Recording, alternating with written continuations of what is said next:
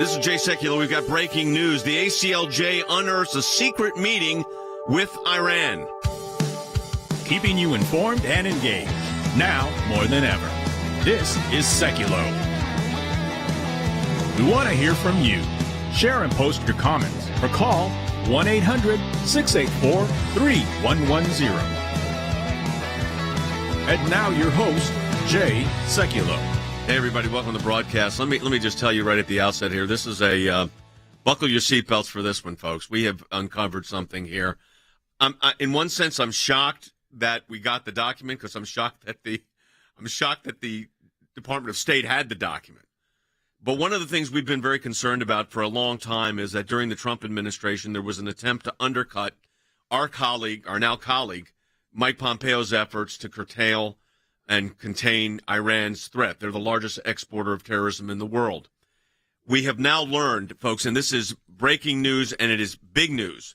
We have now learned through litigation, through a Freedom of Information Act request that we sent out, that in fact, after going to court, that Iran Minister of Foreign Affairs, Zarif, you've seen him on TV, Mohamad Zarif, the Minister of Foreign Affairs, met with a, quote, off-the-record conversation with, ready for this, former U.S. ambassadors and policy analysts at an informal off-the-record meeting. I'm holding up, do we have it on the screen? We'll put it up on the screen for our audience. This is the memo. During the Trump administration, the former U.S. ambassadors, we don't know who they are yet. That will be part of what we find out. Met with the current foreign minister, who was also negotiating indirectly with the United States, who was foreign policy being put forward by the Trump administration. And Zarif, in this memo, and it's about a 7-page memo, says that the former president was needing a photo op for his vanity. This is what is in this meeting. We don't, he says. Second problem is that this is Zarif speaking, he spoke to the North Korean foreign minister after agreement with the U.S., and he said, quote, Pompeo and Bolton can't get the peace declaration that Trump promised. Now, this is going on while President Trump is in office, and our colleague Mike Pompeo was Secretary of State. The U.S. says no peace deal, and the U.S. will reimpose sanctions unless it's zero missiles, zero nuclear enrichment. This is what Bolton wants. This is in this conversation. And then Zarif says that he agrees with what Putin is saying, that the U.S. is excessively weaponizing the dollar. My read of Trump is that he will be a two-term president. And Zarif then brags that I said Trump would be elected president in 2016. We're going to get into more detail on this. But what you need to understand at the outset is this was while President Trump was in office. I think a lot of people need to kind of have this story broken down for them. We're going to do it. Trust me, we've been in meetings trying to break it all down as the news is broken to make sure that you understand exactly the importance of this topic. As again, the ACLJ work, this is what happens. You unearth things that you never thought you would. And with the government, because of our FOIA campaigns, they have to respond to some things. Yes. And when they do, sometimes documents come out that are unexpected. Andy, we only got a minute here, but you always say it's finding a needle in a haystack. This was some needle we found. Some haystack, some needle. That's exactly right, because we didn't ask for this document. It appears in a pile and a tranche of documents that is given to us. I'll gladly take it, but it raises so many questions that as a litigator, I could spend days formulating questions about this document, who wrote it, where did it originate from, how did it get into the files of the State Department, et cetera, et cetera. But you know what? I think it is responsive to what we asked for in this sense. We asked for conversations and memos that involve Zarif. The real question here is not how we got it, because we got it through litigation. The question is, how did the State Department get this? And when did they get this? That's the real question here. So I'm telling you, folks, we've got a lot to talk about.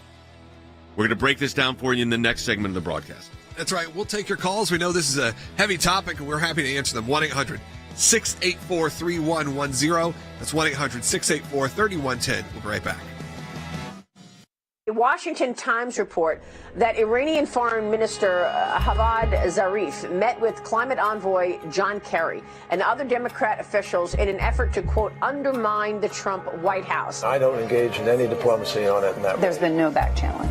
No, I haven't had any back channel on that issue. This is against the State Department because we want to find out what was going on with John Kerry and Robert Malley as they were trying to negotiate with the Iranians while the Trump administration was fully functioning. It's sad that Secretary Kerry is so unable to get off the stage at any point that he had to go try and undermine what President Trump and our team were trying to do. Working with an adversary, undermining U.S.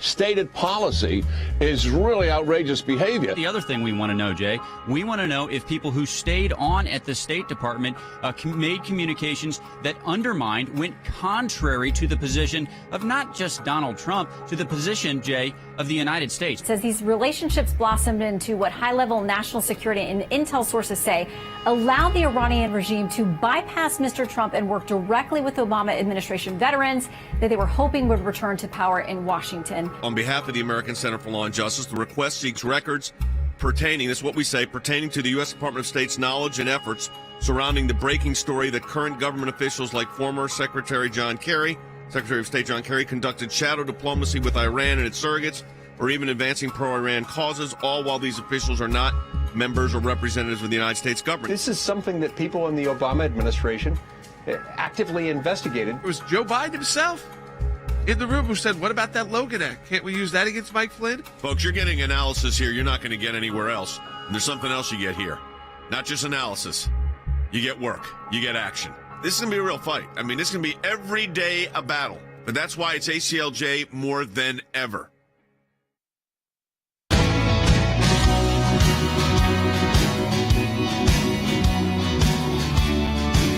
Welcome back to Sekulow. We are discussing the unearthed document that the ACLJ obtained. And maybe, Dad, you need to kind of break down even what the process is for us to obtain these documents, to find out that there are secret meetings going on at this high level of government. The foreign minister of Iran's meeting with former ambassadors to the United States who were not currently ambassadors during the Trump administration. So maybe break down the process of even how we obtain this document, because it's not like this is not investigative journalism. It's not this is a leaked document. This is something that if you don't understand the Freedom of Information Act request, maybe they need to know. Let me break it down. On May 4th, this is going to give you the timeline here that I think will make sense. On May 4th, 2018, the Boston Globe reports that 2018. 2018, John Kerry is quietly seeking to salvage the Iran deal he helped to craft. This is because the Trump administration had pulled out of it.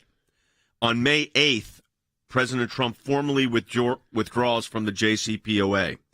In September, during an appearance on a radio broadcast, John Kerry acknowledges that he had been had several meetings with Iran's foreign minister, Zarif. He said 3 or 4 times since leaving office. Now, he just left office 18 months before. On October 4th, a newly discovered meeting notes, and this is what we've got, folks, notes from, quote, Iran and U.S., and put this on the screen, an off-the-record conversation with Foreign Minister Zarif. What's significant here is it says that this meeting took place with a group of former U.S. ambassadors and policy analysts and an informal off-the-record meeting. So these news story breaks. On February 25th, we sent out a FOIA request. We'll put that on the screen. And let's go through, Cece, what that is. That is a request from our offices to the State Department for information regarding current government officials conducting shadow diplomacy with Iran while they were non-governmental officers. Right. So the Freedom of Information Act allows us to ask the government for official documents that are not classified, but that we get to see them and see what was going on.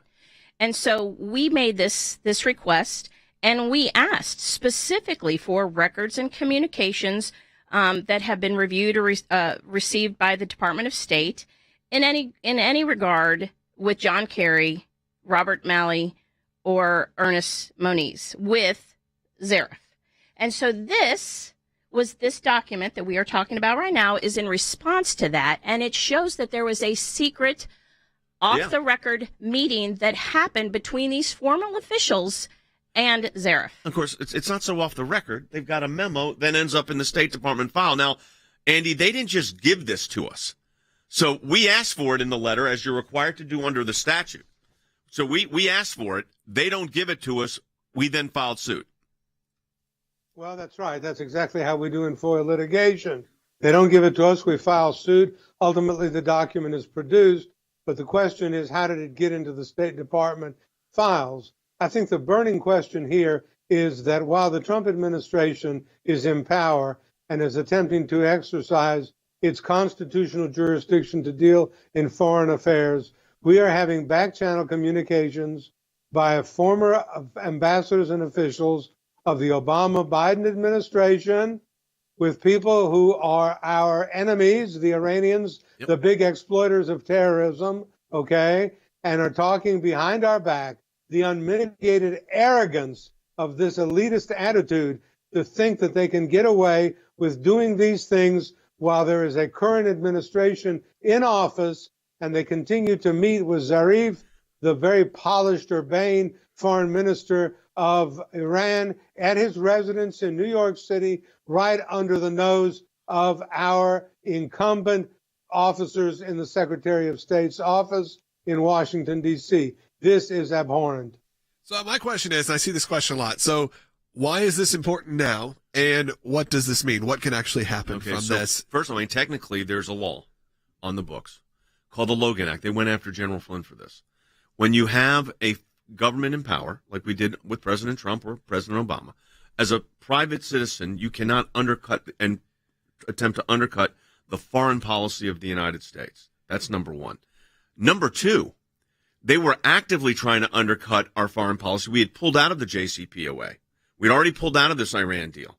And they were going in to have these off-the-record meetings discussing it, assuming, and again, this is an assumption, that they even get so far into looking at how Russia is perceiving the United States in all of this. Right, and clearly it's a runaround from the administration that is in power, and they're going back to former administrations that they, and this would be my assumption, that they perceive as allies or somebody that they can actually have a conversation with and get something done outside and around the current administration.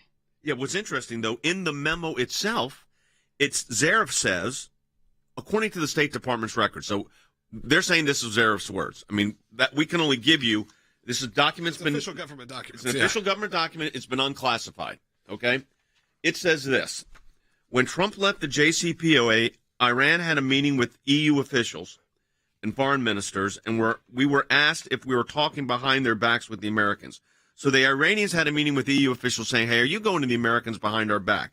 We can't, is what Zarif said. There are no sunset clauses in the JCPOA because technically the JCPOA was already in effect. But that doesn't matter, as Iran will never seek an atomic weapon. Now, the problem with all of that, Andy, is it's already been proven that they were violating the JCPOA, and yet they were still bound by it because the Europeans were, quote, holding them to it. That never became true either.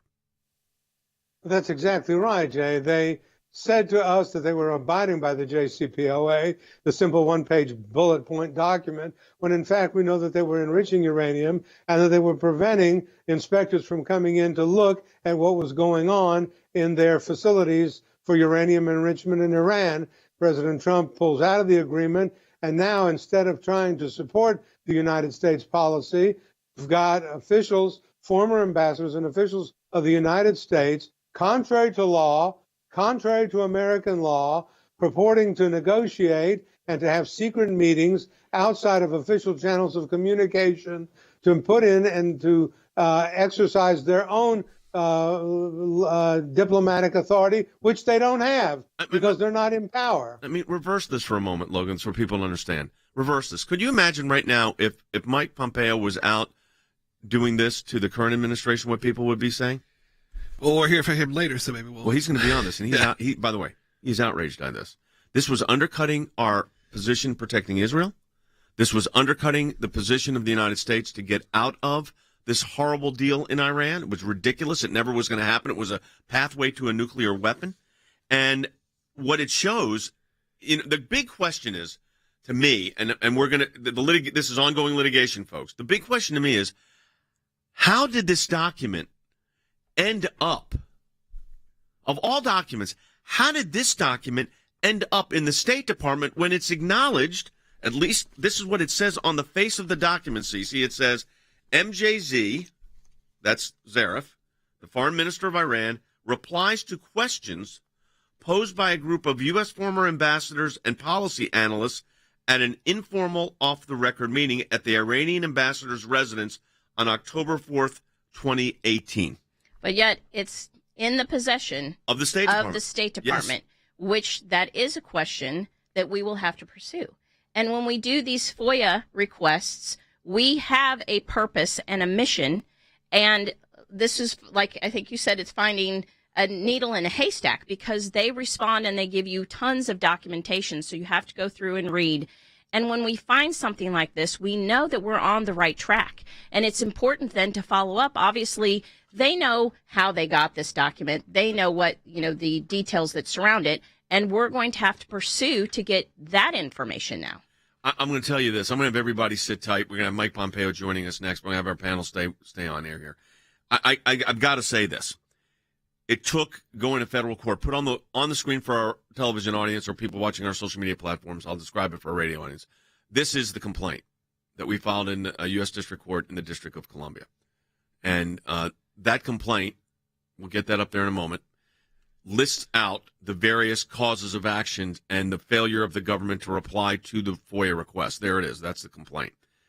The shocking part of this, and it is shocking, is that this document exists, that this meeting took place, Logan, and that this document then found its way into the now unclassified documents of the State Department. Yeah, who knows who did that, but it's an interesting part of the story. Yeah, that we've been able to, again, uncover this, unearth this, put in the right request. Totally trying to undercut the President Trump administration, and specifically Mike Pompeo, who will be joining us in the next segment. So we'll talk to him, and then maybe if you have questions or comments as well, you can give us a call at 1-800-684-3110. That's 1-800-684. This is unbelievable. 3110. We need to probably break that down even more.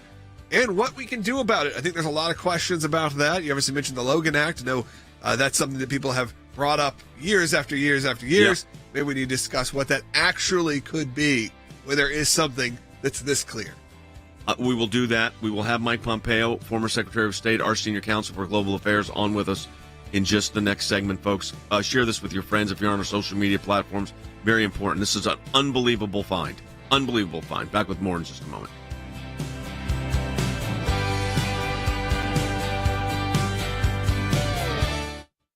Because of the support of every member of the ACLJ, one of the practice areas that we've been able to develop is Freedom of Information Act requests, or FOIA requests. It's thousands of pages of paper, and in those thousands of pages of paper, you usually find a nugget. The goal here is to gather the puzzle pieces. Sometimes you don't know which ones will be important until they become important. Government agencies acting out of control. We have exposed that in our FOIA litigation, and we do that every day that we bring these cases. It is your statutory right as an American citizen to have access to documents that reveal how the government is functioning, how your government is functioning. Do you remember the Iran deal? There was a video about what took place on that deal, and it was edited. And the edit took out the key part of what was going on. State Department, White House, editing videos to keep it from the American public. How do we know? Because our FOIA litigation got that document. We took it to the IRS.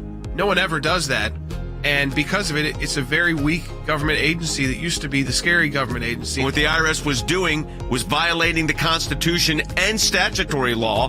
Because of the litigation we engaged in, it's a different agency. They can't do what they were doing before. They've been hiding behind in the shadows. These FOIAs bring them to light. And all of this information came because we went to court to get the information. Many times when we make these requests, the requests actually end up in court as the bureaucracy fights back to withhold the information. But that's okay, because the law is on our side. We are entitled to the information that is in these requests that we have made. We've got the declassified list of Obama administration officials who started asking to unmask. How was our government operating? What were they driving at? What was their agenda? What was their motive? The picture that it paints is one of terrific abuse. Those of you that support the ACLJ, this is what it's all about at the end of the day. Think we haven't been on this, folks? We've been on it.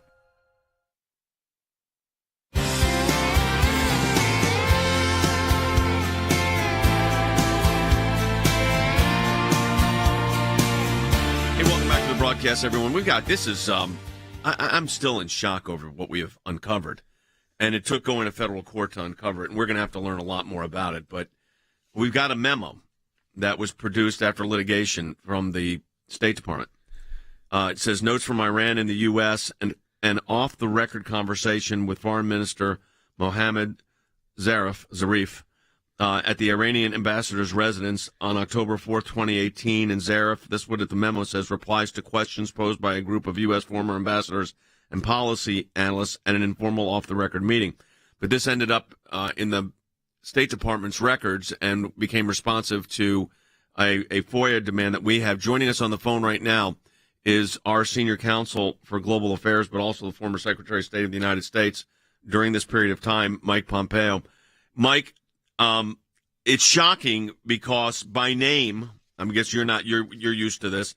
Of course, you're mentioned in this memo by Zarif, and he's basically accusing the United States administration, then President Trump, you, and others of diplomacy that was photo op based, that he agreed with Putin that that the United States is excessively weaponizing the dollar. It's leading to world pulling away from the dollar as a currency of choice. He's talking to them about the value of the JCPOA. And this is all going on while you wisely got us out of the JCPOA. Your reaction to this memo? It's really something. I hadn't seen the memo before, Jay. The ACLJ should be incredibly proud that they unearthed this and made this public so the American people can see what is pretty outrageous conduct and, frankly, not surprising. You have to remember who the characters in the room were, right? These are Foreign Minister Zarif, one who Senator Feinstein and John Kerry meeting with routinely as if he was some Iranian moderate. He was someone we should listen to, when in fact he was a thug that had been part of an organization that had killed so many Americans. Here they are meeting with him while these former ambassadors are not on watch. And of course, we knew even when we were still in office that John Kerry had done the same kind of thing multiple times, where he had met with Foreign Minister Zarif to basically tell him, don't worry, the cavalry's coming.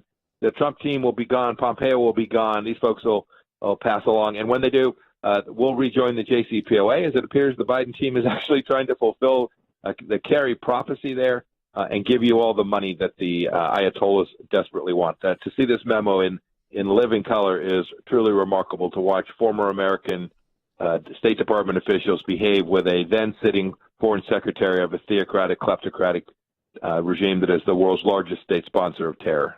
So I'm trying to put myself, if I was in your shoes here. And look, I represented the president, and I was, there were leaks. We all knew that. We all had to deal with that. Documents would get out that weren't supposed to. During the impeachment, stuff was being leaked to media. I mean, that's normal. But here you are negotiating the United States' best interests. You're our Secretary of State. And then at the very same time you're doing that, and you may have been, I don't know if you were in New York or if you were in Geneva or wherever you were, Zarif is meeting with former administration officials with the Obama-Biden, now the President Biden, but then Vice President Biden's administration officials, undercutting exactly what you're doing on foreign policy. It's galling, it's dangerous, and it's un-American. And I've said that before with respect to Secretary Kerry's behavior. Look, I'm not a former Secretary of State. I, from time to time, meet with government officials from other nations. Sure. I always avoid anything that has to do with American policy because I'm not the Secretary of State anymore. I'll talk to them. I'll be friendly. If they say something they want me to pass along, I will pass it along to Secretary Blinken or his team to make sure he knows precisely what was said. That is not how these folks behave. They were trying to cut our knees out from under us. They were trying to stop us from what we were doing. They never, in that sense, fully left office, Jay, and that's both un-American and dangerous. Logan has a question for you. Yeah, as Secretary of State, you obviously spent a lot of time to sort of root out the deep state within the State Department, but we're getting these kind of documents. Can you describe to our audience sort of the challenge of what that is and how that worked, and obviously how much work clearly is left to be done? Yes, Jordan, unfinished business for sure at the State Department. Look, there are good people there. There's folks who are trying to do the right thing. But large segments of the career bureaucracy at the State Department have an establishment view of foreign policy. This would be the Biden-Obama administration view of foreign policy. And for my 1,000 days as Secretary of State, we were working to deliver on what was a very different understanding of the world. We put America first, not a globalist idea first. And we were running into the internal resistance of the State Department. Jay talked about some of the things, leaks, undercutting us, working on Capitol Hill with Democrats to undermine our efforts. It was an extraordinarily difficult place to deliver on what the American people had asked when they elected President Trump. And there remains an awful lot of work to do there. I have a theory on how we can fix this, but it's going to take another conservative president who's prepared to go do that hard work. Yeah, I sure want to hear that, because one of the things that I'm concerned about here, and that is, and I experienced this when you're at the highest levels of government as you were, and I was outside of it, but representing the highest level of government. There was always this undercutting that was going on, sometimes inside, sometimes outside, and you dealt with it. What is more difficult is when the government you're dealing with are knowingly, willfully, wantingly soliciting this kind of engagement from former U.S. officials to undercut the very policy you're trying to put in place. And did you all, and I don't want you to disclose anything you can't disclose, but did you all just expect that would be going on while you were in office? Yeah, I'll be a little careful here. But with respect to Iran, the particular document that you have now unearthed through amazing work, that we knew this was taking place. We knew Kerry was doing this. We watched his travels. There's a fellow who was the Secretary of Energy under them named Ernest Moniz. He and Kerry were traveling to meet with the Iranian leadership, and we knew the storyline they were telling them. We talked about this when we were in. We said, these guys are out there trying to undermine what we're doing. They've told the Iranian leadership that this ship will pass, and if they're just patient, they can just hang on and continue to terrorize their own people and deny their own people their basic human rights, that life will return to normal when President Trump is ultimately gone. So it is both indecent and un-American, Jay. We knew what was going on, but it wouldn't shock me to find that that's going on even in other places during our time in office as well, and we don't yet know about it. I hope the ACLJ will continue to do the hard work in FOIA to get that information out. The American people need to know that there are people inside of their government who leave government and then work against the interests of the duly elected leaders of this government. We've so much more to talk about. We're out of time, but Secretary Pompeo, thank you so much for your insight on this. We'll have more ahead. This is you're going to be with us in a couple of weeks in our studios. We're going to get into this in depth because it's horrific in one sense, but not shocking in another. I mean, to put it that way. I mean, that this kind of conscious, intentional act would go on. Having said that, this is one of 150 pages of documents we have to go through. So we're just going through this right now. Thank you, Mr. Secretary. All right, folks, we come back. We're going to reset. We're going to take your phone calls at 800-684-3110. You support the work of the American Center for Law and Justice? That was a really good reason to do it, that FOIA request. Now, that was a tranche of documents we got, and there's 150 of them to go through. But this one, and there may be, we're trying to figure out, Cece raised the point, we only have 30 seconds here. There's got to be something attached. Something led to this being in the file. Right. There's more information that we possibly haven't been given yet. Or maybe we haven't seen yet. Kind of clarifies what this document is more about. Yeah, it didn't just show up in a file, folks. Not something this earth-shaking. All right, we're going to be back. We'll take your calls at 800-684-3110. Back with more in just a moment.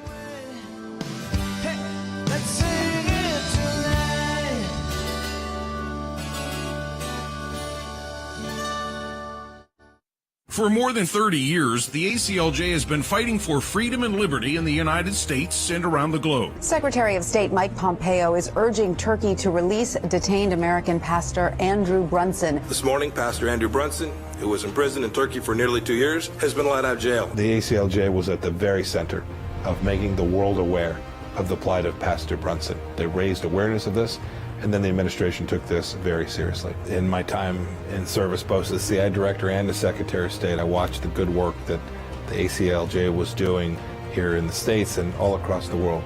Well, I'm very happy to announce that former Secretary of State Mike Pompeo is now a senior counsel for global affairs for the American Center for Law and Justice. The work that we do will save lives and protect America and keep us free and safe and strong. Your support of the American Center for Law and Justice, we're able to address these issues and take action. The ACLJ today is needed now more than ever. Keeping you informed and engaged, now more than ever. This is Sekulow. And now your host, Jay Sekulow. Hey everybody, welcome back. All right, we're talking about a major find in our FOIA practice, Freedom of Information Act practice, against the State Department that arisen out of a report that John Kerry was quietly seeking to salvage the Iran nuclear deal on May 4th, when on May 8th, just 4 days later, President Trump formally, with the discussions were already going on, formally withdrew us from it. At the same time, and this is what's shocking, just 5 months later, at the Iranian ambassador's residence, there is a off-the-record, was not so off-the-record now, by the way, off-the-record conversation with Foreign Minister Zarif, who is still the Foreign Minister of Iran, with former U.S. ambassadors and policy analysts at this informal off-the-record meeting where they undercut, where Zarif's notes, the notes from this are what Zarif said. He said that basically the Trump administration was conducting foreign policy by vanity for photo ops. We don't, is what he said about Iran. He said North Korean foreign minister said the agreement with the U.S. He said that Pompeo can't get the peace declaration that Trump promised. We just had Mike Pompeo on, who was horrified about this. The U.S. says no peace deal, and the U.S. will reimpose sanctions, but the condition is zero missiles, zero nuclear enrichment. This is what the administration wants. They won't get it. He then, one of the other most shocking things to me, he states in this meeting, I agree with Putin that the U.S. is excessively weaponizing the dollar and that it's leading to the world pulling away from the dollar as currency. It goes on and on and on about how it needs to stay in the JCPOA. And, of course, he says that, don't worry, Iran's not going to develop a nuclear weapon anyways. We found this because we went to federal court. So, Logan, I want people to understand what the process was, and maybe I need to back it up to the... Yeah, I think people need to be aware of how this works. They're not exactly... Most people aren't sitting down making Freedom of Information Act requests. So even just the terms, I think people need to understand how this comes about. This isn't this isn't using their tactics. This isn't a leaked document. This isn't something that came out, because someone was angry. Cece and I can't figure out, or Andy, how they got it. how they got into the files. But it was handed over to you by the government. Yeah. So here's what we did. Why don't you explain, Cece, for a moment what the Freedom of Information Act does? So Freedom of Information Act is there to let the people feel like they can have some confidence in the government. Documents, any kind of official government documents, we have the right to request copies of those. If they're not classified and there's no national interest at stake. We can get those documents, and we do it through a Freedom of Information Act request, which we put into the State Department, specifically asking for documents that would relate to these secret, off-the-record meetings that Obama era officials were having with Iranian officials. Because in the memo, Andy, which is, shocking to me, but in the memo they put that these are former U.S. ambassadors and policy analysts meeting with Zarif at his home. They're not hiding it. That's the kind of thing that just outrages me and horrifies me so much, Jay, is that former ambassadors and officials of the United States go to the residence of the foreign minister of Iran in New York City during the pendency of the Trump administration, and have meetings about foreign policy issues, resulting in this multi-page memorandum authored by someone, Zarif, who I don't know, and it somehow gets into the files of the Department of State and pursuant to a Freedom of Information Act request comes into our hands and from then into the hands of our listeners and the public. How in the world did this happen? We have a pretty interesting quote that maybe we get back from the next segment that you guys have to hear if you're listening right now that comes direct from Zarif. A pretty interesting comment. Specifically tying into... Are you teasing? I'm teasing it. Well, it's a lot of words. And we only have 38 seconds. So you're going to want to stay tuned to the next segment. We're also going to take your phone calls. We have a few that are already there and a few open lines. So if you do have a question or comment, we know this is a pretty heady topic, but it's important for you to know about it. Give us a call. It's a huge find. 1-800-684-3145. Get your voice heard on the air. Ask the questions. Look, even if you do have this question, you have to come on here and sound like a genius. Ask the question that the audience needs to hear. It's just true. We're all doing it. We're all asking those questions. We'll be back in just a moment. Obviously, visit aclj.org for more information. The Washington Times report that Iranian Foreign Minister Mohamad Zarif met with climate envoy John Kerry and other Democrat officials in an effort to, quote, undermine the Trump White House. I don't engage in any diplomacy on it in that There's been no back channeling. No, I haven't had any back channel on that issue. This is against the State Department because we want to find out what was going on with John Kerry and Robert Malley as they were trying to negotiate with the Iranians while the Trump administration was fully functioning. It's sad that Secretary Kerry is so unable to get off the stage at any point that he had to go try and undermine what President Trump and our team were trying to do. Working with an adversary, undermining U.S. stated policy is really outrageous behavior. The other thing we want to know, Jay, we want to know if people who stayed on at the State Department made communications that undermined, went contrary to the position of not just Donald Trump, to the position, Jay, of the United States. It says these relationships blossomed into what high-level national security and intel sources say allowed the Iranian regime to bypass Mr. Trump and work directly with Obama administration veterans that they were hoping would return to power in Washington. On behalf of the American Center for Law and Justice, the request seeks records pertaining, this is what we say, pertaining to the U.S. Department of State's knowledge and efforts surrounding the breaking story that current government officials like former Secretary of State John Kerry conducted shadow diplomacy with Iran and its surrogates, or even advancing pro-Iran causes, all while these officials are not members or representatives of the United States government. This is something that people in the Obama administration actively investigated. It was Joe Biden himself in the room who said, what about that Logan Act? Can't we use that against Mike Flynn? Folks, you're getting analysis here you're not going to get anywhere else. And there's something else you get here. Not just analysis. You get work. You get action. This is going to be a real fight. I mean, this is going to be every day a battle. But that's why it's ACLJ more than ever.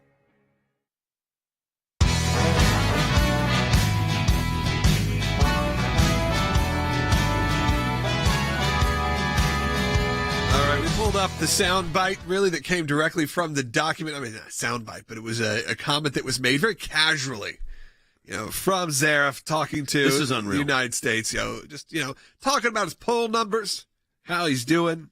This is from the document that we unearthed. I was as popular as Soleimani, but now I'm at 47%. He is up. He is closer to 80%. The people of Iran once preferred engagement, now opted for resistance as the only reality. So sitting there complaining, once I was as popular as Soleimani, obviously we know the fate of Soleimani. He's dead. Maybe by the request of our previous guest that was on the show. Right. So it is an interesting thing that they're having these casual poll discussions. It's unreal. It is really bizarre. It's bizarre. People always talk deep state. They say those things. It's been used now against a lot of people as a conspiracy theory or a buzzword. No, but these aren't conspiracies. This is a document coming straight from the government. Their own document. State Department gave it to us. Now we're not sure why they gave it to us, but they gave it to us. But General Jack Keane's reaction to having your foreign policy undercut was very clear. Take a listen to what he said on Fox News. Working with an adversary, undermining U.S. stated policy is really outrageous behavior. And Colonel Wes Smith is now joining us, our senior military analyst. The fact of the matter is we now know, because of this FOIA litigation, that's exactly what happened. Absolutely. It is dangerous. That is not only irresponsible, disloyal behavior, that is dangerous behavior because it impacts national security. It gives a sworn enemy of the United States some hope that we're not serious about our policy. I'll tell you this. I'm going to go ahead and take a phone call, but, I mean, there's more to this. I mean, I guess the great question that CCU have is this got there. They gave it to us. Right. There has to be more to the story. There has to be more to uncover, and obviously we will as we go through these documents. But if you just take this memo, clearly there have to be emails, there has to be an explanation of how this got to the State Department. Yeah, I mean, when you have Secretary Pompeo saying, I've never seen this, and yet it's in State Department. When he was the Secretary of State. Yes, and it's in State Department's possession. There's more to uncover, definitely. I'm going to say this, and then I'm going to take the calls, Logan. I'm going to say this to Andy. If this was the only thing we got from all this FOIA litigation this year, this would have been worth it. It would have been, Jay, but that's what FOIA litigation is all about. It's getting a nugget of information in a haystack of otherwise trash or rejected information. But this really exposes what the Obama-Biden administration was doing to the Trump administration.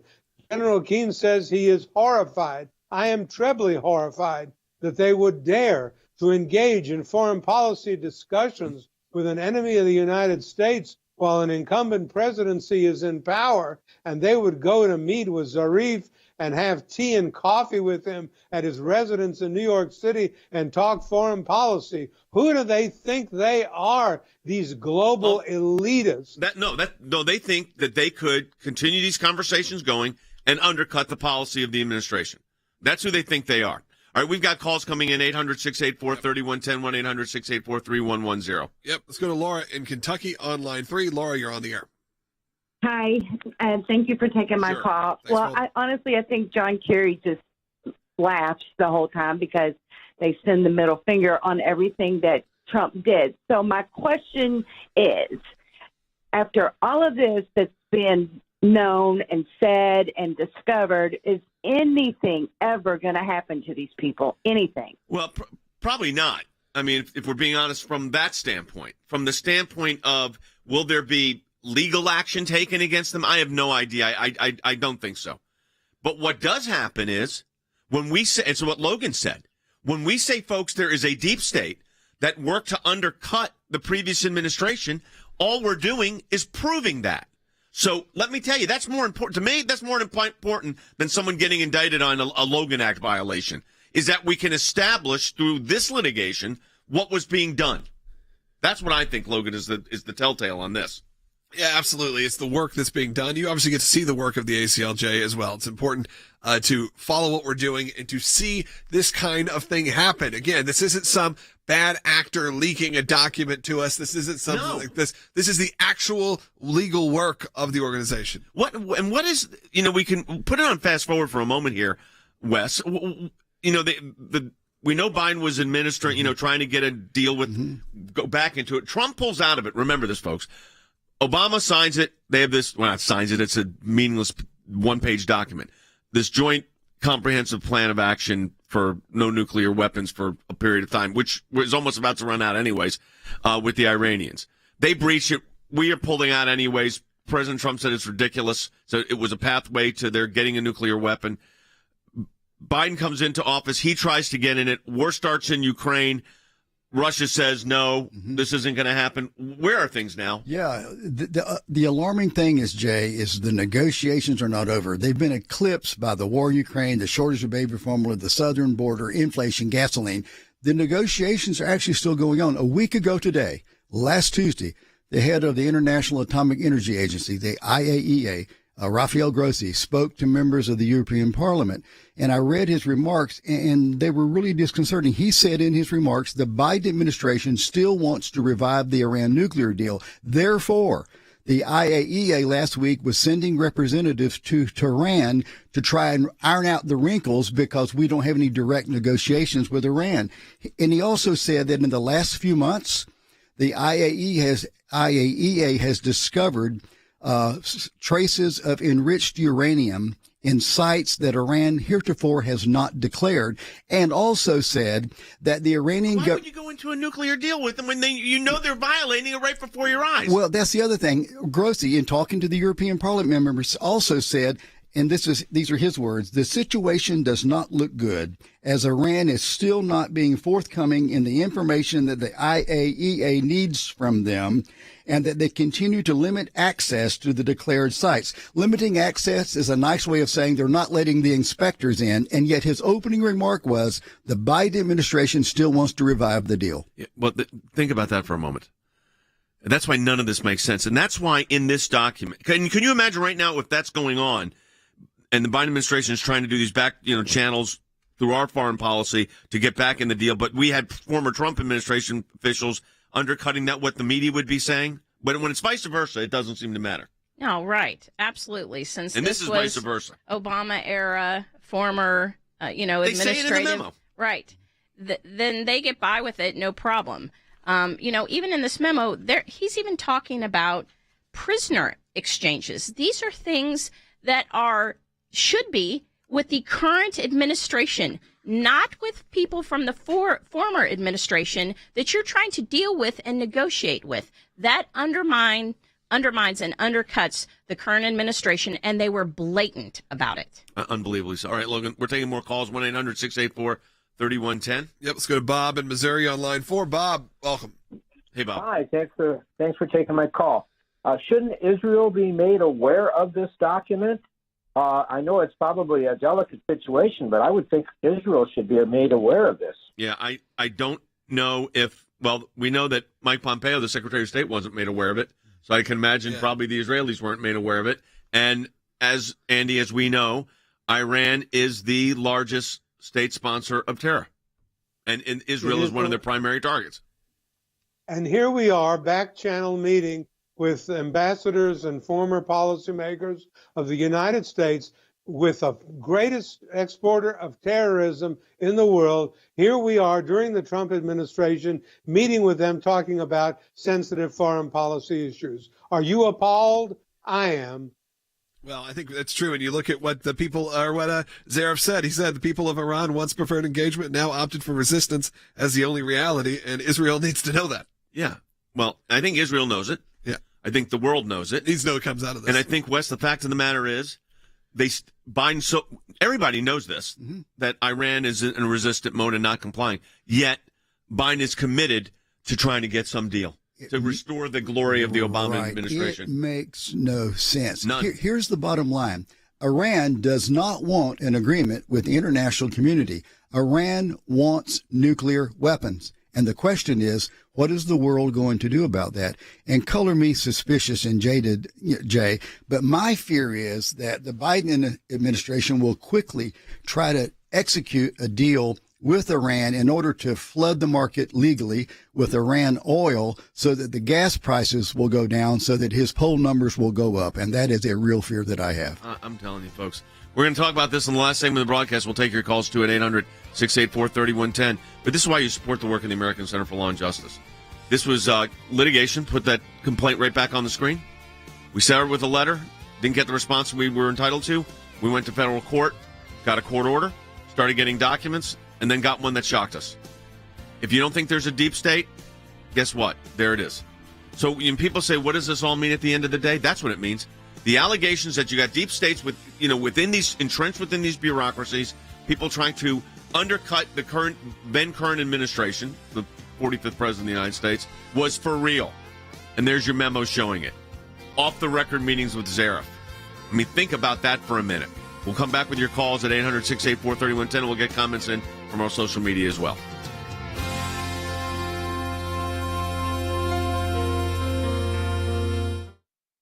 When we see something, when we hear something, when we're concerned about an issue, we don't just talk about it. We do something about it. And that goes to our Government Accountability Project. The things that are important are knowing where to look and who to look at. What we're trying to do is get information that we, the people, are entitled to. We sort of call them puzzle pieces because we don't know which ones we're going to need in the long run. But you gather all the puzzle pieces together, and then you start to put them together to uncover the truth, really. The Freedom of Information Act, that's a statute that allows us to get information from the government. Starts with a letter from our offices in Washington to these agencies. And it says, give us this information on these topics.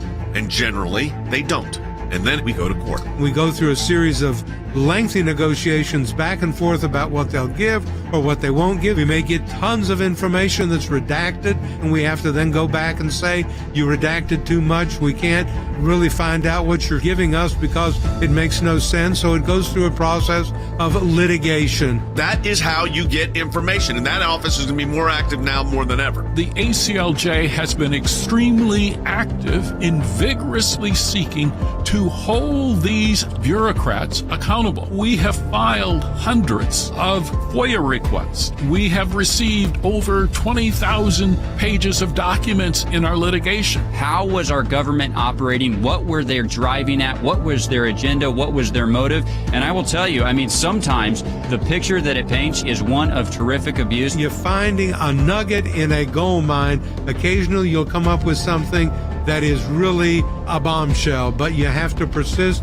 in doing it, and that's what we do. That's a little bit of what we do through our Office of Government Accountability, and of course that comes under our Office of Government Affairs. So your support of the ACLJ supports all of that.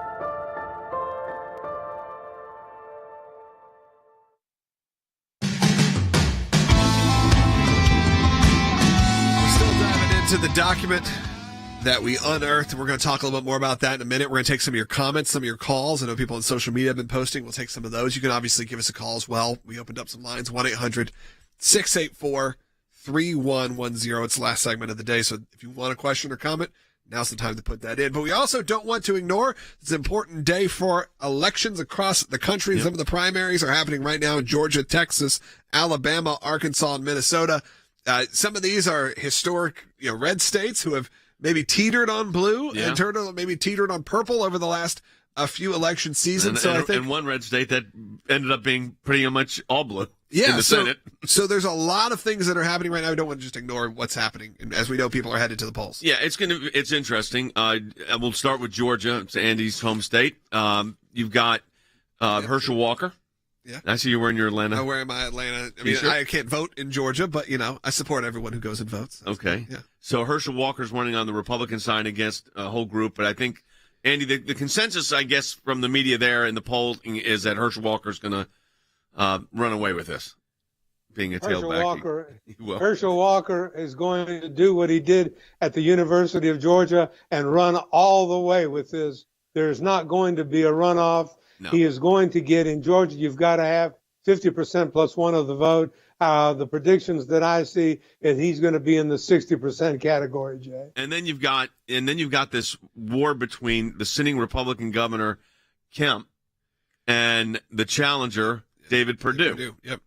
And that's a fight right now. But it looks like on that one that and it's interesting there. You've got Mike Pence has backed Kemp, and President Trump backed Perdue. But it looks like from the polling data I'm seeing, now, Andy, you're there, but the polling data looks like Kemp's going to take that one too. Yeah, I think you're right, Jay. Kemp is probably going to win that election. There's a lot of animosity, as you know, between Trump and Kemp over the election and what happened in 2020. But I think that David Perdue ran a lackluster race in the primary, and Governor Kemp is probably going to win that. Also, there may be a runoff there, but I think Governor Kemp ultimately will win the Republican nomination for re-election as governor of Georgia. And I think today at 5 o'clock, Pennsylvania has to certify. Oh, finally they do? Is that correct, Will? I think it is. I think at 5 o'clock today they have to certify the winner of the Senate. And then it looks like it's going to be Dr. Oz by about 1,000 votes. For Georgia, I think it's interesting, though, to go back. And I know people don't want to put too much stock into this, but it's absolutely true. As we see now in Alabama, you have a situation where you have Tommy Tuberville, who's a senator, obviously was a coach of Auburn. And then you have over in Georgia right now, you have Herschel Walker, obviously the biggest Georgia star practically of all time. Yep. And now you have Kemp and Perdue, a Georgia Tech versus also a Georgia person. And it's weird to say, but Brian Kemp, very steeped in the University of Georgia crowd, grew up with the Munson family, grew up with the Dooley family. Right. So you have this interesting sort of college football analogy that's happening all over the South. And then you turn to Alabama. Yeah. In Alabama, you have a pretty strong race, pretty evenly split between Katie Britt, Mike Durant, and Mo Brooks. And Mo Brooks originally had the endorsement of Trump, and then he withdrew it. And then you have Katie Britt, who was Alabama through and through, and her husband was the captain of the University of Alabama. So you have a lot of, and she's currently leading, you have a lot of college football connections. Only in the South. That controls the Senate, potentially in the South, which is, I think is fascinating. Like that's, Are you going to be watching it? I'll be watching all of them. I mean, Dr. Oz, what does he do? He hasn't played for, who did he play for? It doesn't matter. I don't know. I don't think he even played. He didn't play collegiate sports. You have this interesting, I just thought it was fascinating to me that you have Pennsylvania, not the South, I know, right? exactly It's fascinating to me that you have Georgia and Alabama at this point. Not the SEC. That have these sort of major. You're showing your SEC bias, by the way. I think it's interesting because it shows you how legitimate some of this stuff is steeped in. Where it proves that some of these people have been part of the state for so long. Wasn't the concern in Alabama that Tuberville might not win because the University of Alabama people were going to say no? My family, my wife's family, I have quotes from them that were like, I would never have voted for Tommy Tuberville. I never thought I would, but you know what? For this moment, it's fine. He's better for the state, than the alternative because they're Alabama fans. So it is very steeped in tradition there. Wes, you spend a lot of time in Georgia. Well, we do love our football in the South. We really do. And I'm sort of like Logan. I'm a big SEC fan, too. I think y'all are showing your SEC bias. Yeah, part of what I think is going on, though, and it's a bit tongue-in-cheek, but not totally, the people in Georgia and Alabama have decided that maybe athletic leaders will make better leaders than traditional political leaders, and they're going for that. Yeah, they've seen maybe proof. more loyal to the state, yes, really, because exactly. it's that state pride that sports fans have. I mean, that's become a whole thing in Georgia, Andy, with Stacey Abrams and with Herschel Walker. Yeah. Stacey Abrams made a pretty controversial statement the other day saying worst place to live in, basically, the state that she's trying to become governor of. And it's going to be very close. I mean, it was very close last time. It'll be very close this time. Herschel Walker said the people of Georgia have given me everything because his whole career was coming from the University of Georgia. I played high school football and then going to the University of Georgia. So it's going to be interesting. All right, let's go back off the politics for a moment and go back to what we found. To restate at the end of this broadcast what we find. We filed a federal lawsuit against the State Department for allegations of shadow diplomacy that was taking place while President Trump and Mike Pompeo was serving as Secretary of State, and that basically John Kerry and his acolytes were conducting shadow diplomacy and foreign policy with Iran. And that was based on some articles that had come out, and we filed a FOIA request. We didn't get the answers we wanted. We went to federal court. We got a document that has shocked everyone, and that is this document's called Notes from an Iran and U.S. an off-the-record conversation with Foreign Minister Mohamad Zarif at the Iranian ambassador's residence in New York City on October 4, 2018, where the ambassador replies to questions posed by a group of U.S. former ambassadors and policy analysts at an informal off-the-record meeting. And they're talking about U.S. policy and engagement. But, Cece, you said you found something even deeper than what we're finding. So it wasn't just a general discussion about U.S. policy, which is terrible and undermining, and it's blatant and ridiculous. But literally in this document, Zarif says, my hope is to find a way to exchange the prisoners that we each have. So now they're talking about specifically prisoner exchange between the United States and Iran, which should be done exclusively. Well, it shouldn't be done. We usually don't do prisoner exchange. But if it is, it's a discussion to be done with the administration that is in power, not with these former Obama era administration people. Yeah, that to me is a shocking thing on all of this. I think we have to start, sadly we only got a minute left, so we need to start wrapping up this show. But I think people hopefully will see a bit more of the work that we've been doing. Yeah, well, we got to go through this whole document, too. We got to go through this more document, and then we got 150 other documents to review. Right. So the bottom line is the litigation here, Andy, mattered, and we found that needle in the haystack, the nugget, as you call it. Yeah, it does. FOIA matters. ACLJ files FOIA requests. ACLJ prevails, and things that are uncovered are really shocking and abhorrent in this case, but it's something that we do, and we do every day. I want to encourage people to support the work of the ACLJ as well. That's right. You can do that directly at aclj.org. Don't only go there just to donate, though. Look at the incredible work, the blogs that are written by people like Wes, Cece, and by yourself, by so many great people, Mike Pompeo, Rick Grinnell. Great content that is posted each and every day to help kind of arm you with amazing information. That's at aclj.org, and we'll be back tomorrow with another episode of Sekulow.